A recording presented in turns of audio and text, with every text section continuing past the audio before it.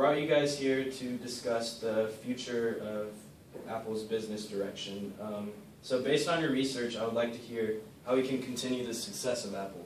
So what historically has been Apple's competitive advantages in the market? Well, based on my analysis, your competitive advantage is based on differentiation. And you achieve this basically through three main methods. The first would be your unique industrial design. The second would be a bundling approach. And the third is a vertical integration strategy. So the unique industrial design is obviously the unique design of Apple products that we've come to know and love. They're constant through the iPhone, iPad, everything else. And this has allowed you to create a strong customer loyalty. Your customers keep coming back because they want this same design. Second of all, you bundle all your products. Apple, iPhone, iPod, iTouch, everything. It all works together, especially through computer systems as well. You recently introduced the iCloud, which is just another way to kind of allow these products to work together in the digital hub method that you described earlier. And the third would be a vertical integration strategy. And this is done through having control over your suppliers. You exert a lot of authority over your manufacturers in China, and allows you to have higher profit margins than your competitors. Okay, thank you. So using a Porter 5 Forces framework, can you analyze the personal computer industry and why Apple has historically struggled in the PC world?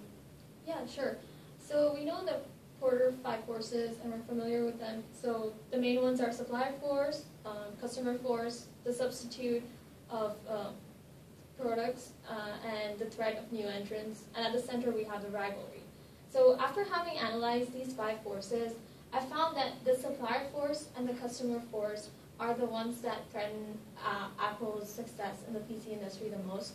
Given that in the supplier force, we have the main suppliers of microprocessors are Intel. And because no other microprocessor company can match Intel's speed, they are the main suppliers for microprocessors for Mac, as well as Windows computers and all other computers. And then we have the operating systems. The main ones are Mac and Windows, as we know, but given that Windows has its operating system licensed, it can be used on any other computer. So a person who would like to use Mac operating system would actually have to pay the premium price for a Mac laptop. And we're familiar with the differentiation strategy that Apple uses with its products. Also, the other force would be customer force. Given that about half of the consumers for PCs are home consumers, if Apple is able to match their requirements, they would be able to increase their market share. And also, Apple products really have a high satisfaction index, so they're able to keep that constant by bringing new products and differentiating their products with greater advantage over those from Lenovo, Acer, and HP, which are the main rivals. They would be in a greater and better position. And lastly, but not the least important, is the research and development and innovation of technology, which is the main focus of rivalry. If they're able to keep that constant, they would be increasing their PC industry market share. Okay. Okay, so is Apple's competitive position in PC, MP3 players, and smartphones sustainable? Why or why not? Well, starting with the PC, it is sustainable because as long as there is a market for the personal computer, Macintosh will be a popular item. The laptop only continues to grow in popularity.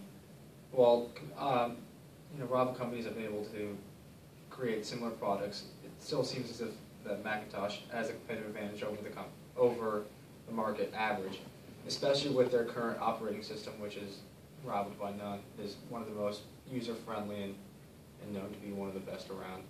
And then going on to the MP3 player, when Apple first introduced the iPod, it was one of the most popular items, and it changed the entire music industry and the amount of music you could have in your pocket. And as this market expanded, it seemed that the Zune created by Windows, it was never able to take off quite like the iPod. And as this market slowly died, Apple has kept the competitive advantage, but it seems that there is no market left for them to have a competitive advantage over. Basically because it was killed by new technology through the iPhone, which combines your cell phone with an MP3 player and live streaming through programs such as Spotify, or Pandora radio. And then lastly, the iPhone started off, as soon as it first came out at the beginning of the smartphone era, it was at the top, it was the top line product. And it has continued the success, but it seems that the iPhones, at first it seemed like such a revolutionary idea with the touchscreen and whatnot.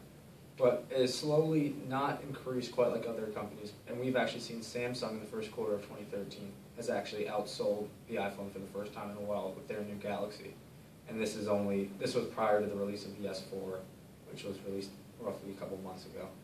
So they do have a competitive advantage currently, but it seems that other companies are catching up. And if Apple does not make a difference with the iPhone soon, they'll be eventually beaten by other companies like Samsung and the Droid. Okay.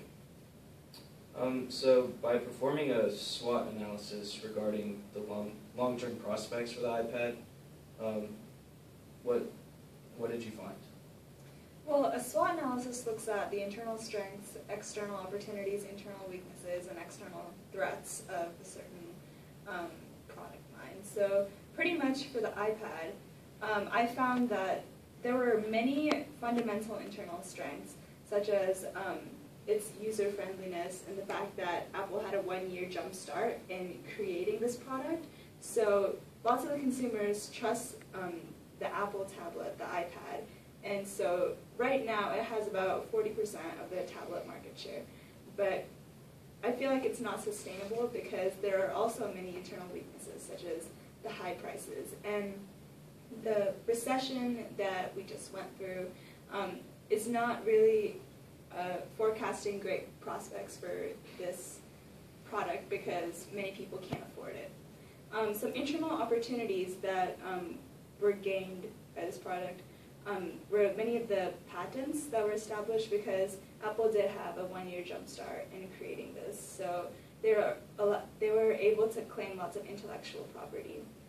And some external threats that they're currently facing are the competitors because though Apple started first, companies such as Google and Samsung are catching up and releasing comparable products with a lower price. So I feel that though right now Apple has the greatest market share for the tablet, it's going to go downhill. Okay.